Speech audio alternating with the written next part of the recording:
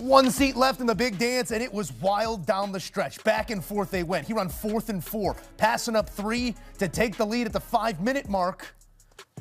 Pass broken up. And it was a turnover on downs. The Seattle Seahawks would possess it for about 4.5 of those minutes. Last gasp here from LA.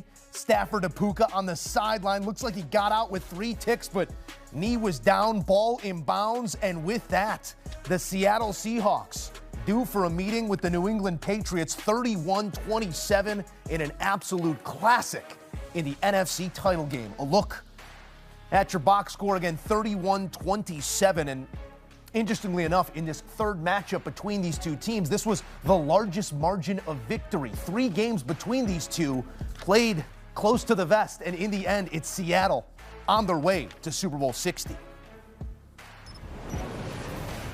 Postgame is presented by Heinz. It has to be Heinz. Joe Musso, pleased to be back alongside the guys. And fellas, there are so many layers to this 60 minutes of football, and it was entertaining to the very last drop. Surface level, though, Mac, I think we just watched a great quarterback duel in the NFC Championship game, and the advantage in that duel goes to Sam Darnold. Not the game script we expected, but heck of a night here for Sammy D. Sam went blow for blow with the potential MVP of the league in Matthew Stafford.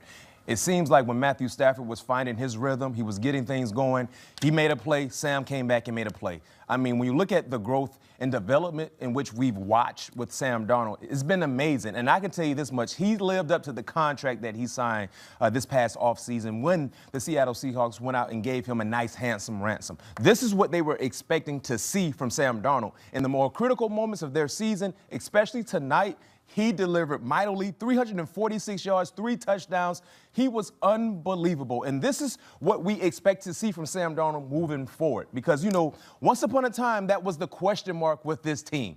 They have everything. They got great coaches. They got a great defense. They got great a fan base, especially they're playing in the midst of the 12. But the question mark was always who? Sam Darnold. Will the old Sam Darnold surface? That old Sam Darnold is long gone, and he will not be resurrected. This is a new being. He's living up to the building. Shouts out to Sam Darnold. Shouts out to the Seattle Seahawks. They did what they were supposed to do. Pat, what'd you see in the confidence that he went about his business? Because we're talking about, all right, you know, world-class defense, play a game script where Darnold only has to throw it 20, 25 times. We're looking at 25 to 36 for the 346, and the man who turned the ball over with such frequency this year keeps it clean as well. Man, this was a huge game by Sam Darnold. B-Mac already alluded to it, far as him going back blow for blow with Matthew Stafford.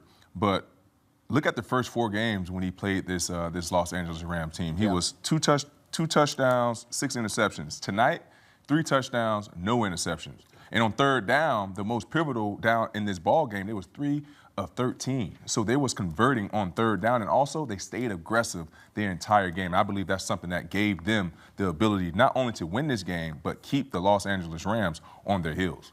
You know, when it comes to Sam Darnold, we all have thought about him as New York Jets Sam Darnold. And then he was able to kind of shake that. He goes to Carolina, and then obviously he has that 90% of a season with the Minnesota Vikings. Then it's those last 2 games, right? It's the final regular season game, and it's the playoff game where he turned into a pumpkin. And then you hold that against him going into this season. And then he throws, you know, the 4 interceptions against the Rams a little bit earlier in the year, and you say, there it is. This is where it happens. This is where it turns. And he never looked like that again the rest of the season. He looked like the Sam Darnold that we have seen most of 2025, Sam Darnold that we saw almost all of 2024 up until the final 2 games of that year. And so I said a few weeks ago that we're past the whole, is Sam Darnold going to turn back into the old Sam Darnold? You're right. That Sam Darnold is long gone. And we have to now start looking at him as one of the top 10 to 12 quarterbacks in the NFL on a given Sunday. Not saying if you're going to go build a team right now, who do you want, right? He's not going to win that argument against a Josh Allen or a Joe Burrow or a Lamar Jackson. We're not talking about that, but what we are saying is can he not turn the football over? Can he pass for 300-plus yards? Can he take care of the football and put you in winning positions? The answer has been and continues to be resoundingly yes. So impressed by the performance, not just the box score, but when and how those throws were made. Pass rush at his feet, delivering the ball exactly where it needed to be throughout the midst of this game. Both sides made some almost damning mistakes, whether it was fumbled punts or untimely, unsportsmanlike conducts. And in the end, Seattle able to survive it and punch their ticket into the Super Bowl. They will meet the New England Patriots. An early look at that line, Seattle a 4.5-point favorite when that line opened up. We will have a full Super Bowl breakdown coming up in a bit here on CBS Sports HQ. JJ, I want to take you back to Seattle because Sam Darnold was one of the final pieces added to this group this year. This didn't happen overnight.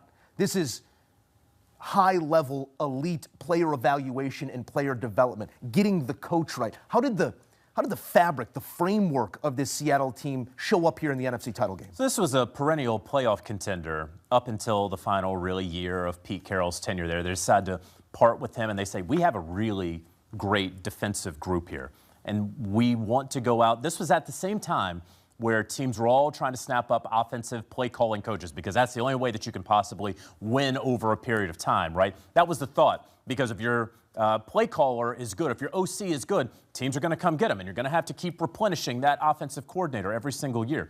Well, Mike Macdonald is a great leader of men and a great defensive play caller, and the Seattle Seahawks said, we want to find the best coach. They absolutely did that, right? And they had a pretty good Geno Smith, but John Schneider, the general manager there, said, we'll do without him. I think that we can get an upgrade at quarterback with Sam Darnold. John Schneider was one of the few people on this earth, not in the Sam Darnold bloodline, who believed that Sam Darnold could get them over the hump, and to this exact point right here.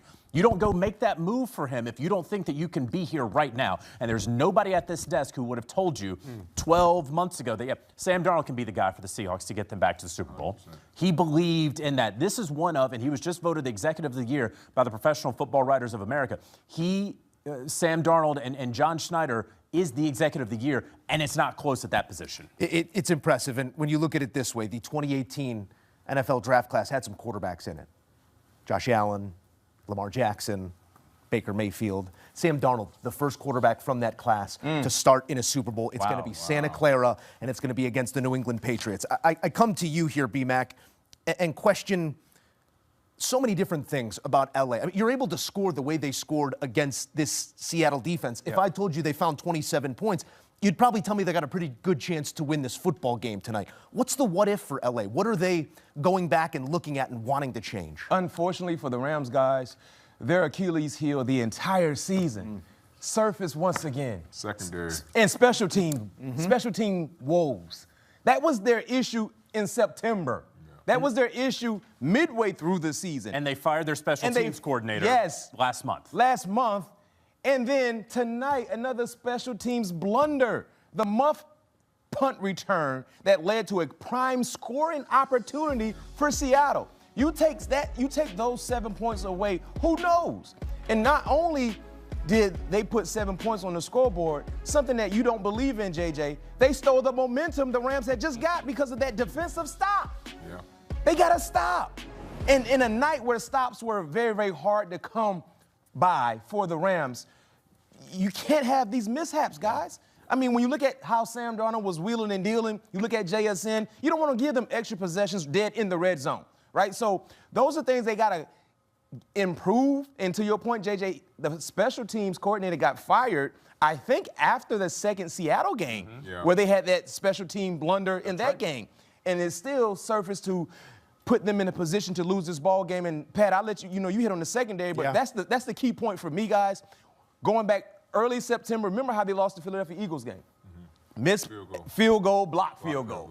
It started early in the year, and unfortunately for the Rams, they were very, very consistent in being bad in that area. And once again tonight, man, that special team blunder really hurt them. Your weakness will be revealed when you put good on good. The secondary was one of those weaknesses as well, Pat. You look at what JSN does. You see a couple big grabs in big moments by others. Cooper Kupp makes a couple big plays in this one. Was this a bad matchup for this Rams secondary, or was this an execution problem? A little bit of both. Execution and a bad matchup, because the Seattle Seahawks knew exactly what coverage that the Rams was going to be in. They exploited that coverage each and every time. Sevens, posts, those all were go-to routes, and JSN had a field day today. And the secondary, quite frankly, has been something that's been letting this defense down all year long, going back to Carolina game, both of the Carolina games, Seattle first game to let them climb back in the game. I know special teams was a big part of that letdown as well. But the secondary, they have to get better there in order if they want to be back in this position again. All right, it would only be right if for one of the last times this season at this desk, we have a coaching decision and strategy conversation. We like to reveal to you some of what we have up in the green room, and I'm sure it's a conversation you were having on your couch or at your favorite bar as well. Late in this game, 5-minute mark. You're chasing 4, Mac. Yeah. You got a field goal out in front of you. You got an MVP caliber quarterback, and you got a 4th down. Yeah. I know where you stand, so I'm going to hit pause on Mr. Take the Points because it does unravel a different game flow from that 5-minute mark in. Jonathan Jones, how do you see that decision late in this game to believe in the offense, believe in the quarterback, and not take 3 and essentially cut that football field in half for the next time you touch the ball, if you touch the ball? Yeah, so it's 4th and 4 from the Seattle 6. And what I want to be clear about is there are very legitimate arguments on both sides. So while I'm going to take the analytics side, and while I did believe that it was right to go for it there, I certainly see the other side that I think BMAC will illuminate for us. But when you go for it there, you're saying, hey, we've been able to score on them, and we trust that we're going to have to get a stop anyway, right? If we go for it and we don't get it, we're going to have to get a stop. If we kick right here, we're down 1, we got to get a stop. Right? And so what you determine is we're able to score on this team. We're averaging 8 yards per play on this defense. No team can play the Seattle Seahawks defense as well as we can. So we're going to go to try to win this football game here, and we trust our defense to stop Sam Darnold. It didn't work out. Should they have kicked right there to go down 1? And it changes the game flow. BMAC, I want you to take over here. But the analytics, like without a doubt, say that you should have gone for it. I felt that they should have gone for it, but I do believe there is a legitimate reason why you don't go for it. Yeah, first and foremost, I can care less about what the computers say because the computer is a computer. They're not watching the flow of the game. They don't take into consideration how good the defensive unit is you're going against. They don't take into the consideration how good the front, the linebackers, the secondary is that you're going against, and they also don't take into consideration the play call. When it was 4th and potentially goal, that's what it was. Coming from you're going into the end zone. You got to score a touchdown. Now, for Mike McDonald, who is the play caller for Seattle, he knows you're going to throw the football. So now he cuts the entire playbook in half for the Rams, knowing I don't have to worry about the run. And as us as defenders, now we know that as well. So anything run-oriented, we're not respecting that all because we know you're throwing the football. Then also, too, if you kick the field goal, you take the points, which would have been a 19-yard field goal attempt, very, very makeable. Now, offensively, Pat P, their mentality is different now. There's a little bit of pressure on them. On Seattle. On Clint Kubiak and Sam Darnold. They're not playing with house money anymore because they know if we don't sustain drives or if we don't run the clock out, Matthew Stafford only needs 1 point, which with 3 points will put him in victory to win that ball game. And take it away from the points, talk about the field. If you get the stop, you punt it, and let's say you do successfully flip the field all the way inside the 10, you're talking about 50, 55 yards. Yes, 50, that's all Matthew Stafford needs. So that's what I really look at from the side of deciding to go for it or not, because if you don't get it, to your point, if they work the clock and flip the field, you still got to score 7. Mm-hmm. Yeah. So you got to go potentially 60 yards to get to the end zone. But the thing is, the Rams defense did not get the stop. They didn't.